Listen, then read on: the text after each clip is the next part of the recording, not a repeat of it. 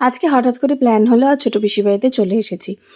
আর এইখানে ছোট পিসির বাড়িতে এখন ছোট পিসি একা রয়েছে। ছোট পিসির মন ভালো লাগছে না বলে বলতে পারো সঙ্গ দিতেই চলে এসেছি। তো সেখানটায় আমি আর ছোট পিসি যেহেতু রয়েছি তাই জন্য দুজনে মিলে আজকে যেহেতু সোমবারও রয়েছে তাই নিরামিষই খেলাম, প্লাস একদম সিম্পল রান্নাবান্না হয়েছে। বললাম বেশি কিছু করতে হবে না, বৃষ্টি বাদলের ওয়েদার। তো গরম গরম ভাত ছিল, লবণ, লঙ্কা, লেবু, তাও লেবুটা ছিল গন্ধরাজ। আর এখানে পিসির বাড়িতে আসলে পিসি তো আমার পছন্দের মিষ্টি আলু সেদ্ধ দেবেই দেবে, সেটা যথারীতি দিয়েছিল। মিষ্টি আলু সেদ্ধ দিয়ে গরম গরম ভাত, আর এখানে ছিল পেঁপে সেদ্ধ। আমার না এই পাকা পেঁপে সেদ্ধ খেতেও বেশ ভালো লাগে, তোমরা কে কে খাও আমাকে জানিও। তারপরে করেছিল হচ্ছে উচ্ছে ভাজা, আর এদিকে ছিল হচ্ছে বেগুন ভাজা। তো প্রথমে একটুখানি উচ্ছে ভাজা দিয়েই খেলাম।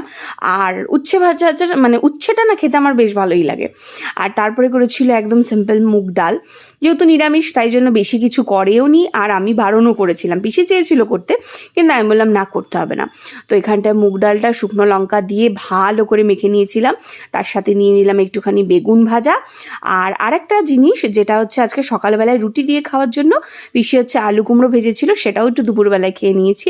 তো সেটা দিয়ে খেয়ে নিলাম। আর গন্ধরাজ লেবুটা না খেতেই ভুলে গেছিলাম শেষ পাতে, তারপর একটুখানি গন্ধরাজ লেবু চিপে ডাল দিয়ে খেয়ে নিলাম।